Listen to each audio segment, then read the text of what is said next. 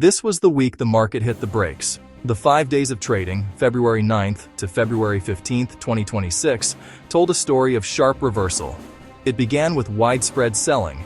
Fear seemed to be the dominant emotion driving investors. Major indices started the week in a sea of red. The technology stocks that had led the market for so long suddenly looked vulnerable.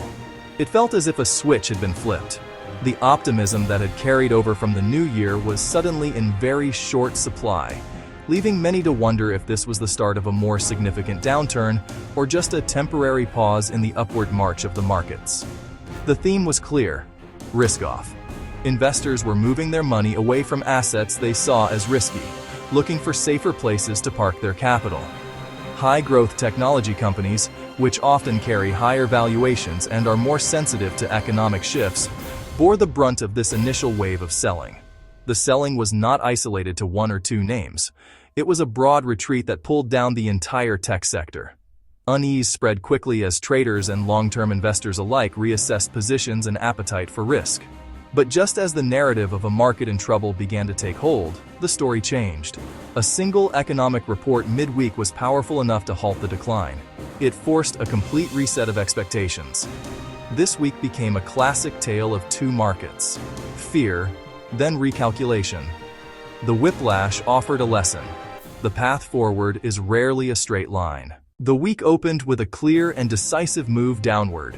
Markets fell, and they fell broadly. It was not a subtle decline. The selling pressure was intense from the opening bell on Monday. Concerns about the global economy and rising interest rates were the primary catalysts. Investors worried that central banks might have to keep rates higher for longer to fight persistent inflation. Higher rates make it more expensive for companies to borrow money, which can slow growth and hurt profits. The ripple effect spread across sectors of the economy. This anxiety was most visible in technology. Market darlings suddenly found themselves out of favor. High valuations built on future growth are more heavily discounted when borrowing costs rise, making stocks less attractive today. A painful repricing hit many of the market's biggest names. Beyond rates, the outlook grew more uncertain. Whispers of slower consumer spending and business investment grew louder. Higher borrowing costs, plus a potentially weaker economy, created a difficult environment for stocks. Money flowed out of stocks and into safer assets. Government bonds saw increased demand. It was a clear risk-off period. Everything changed on Wednesday morning.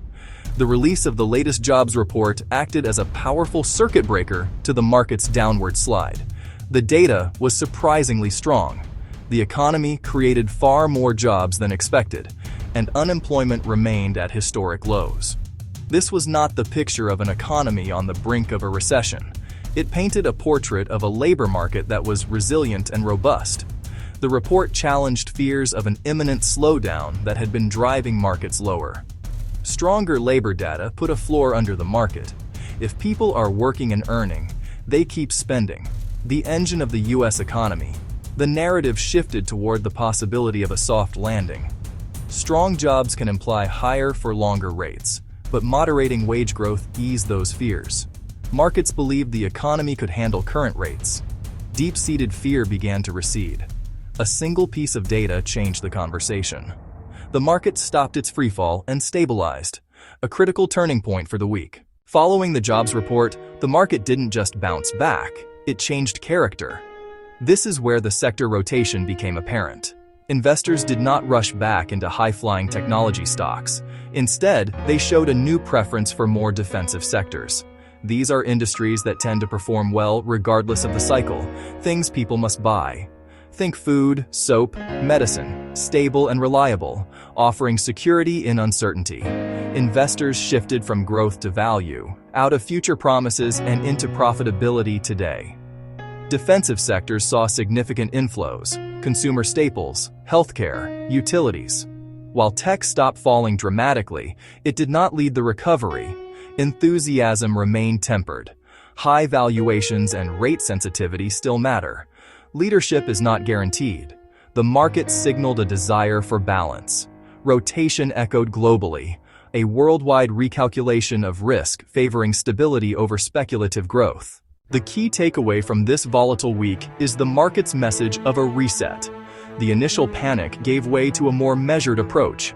The strong jobs report confirmed the economy is not collapsing, yet rotation shows investors aren't taking anything for granted. They are preparing for slower growth and continued uncertainty. Easy gains from prior months are likely over. The market is demanding proof. Can companies grow earnings in a tougher climate? Fundamentals matter more. Looking ahead, several data points are in focus: continued earnings reactions, inflation and labor data, Treasury yields, and whether tech stabilizes or continues to lag. Investors will parse not just profits, but forward guidance.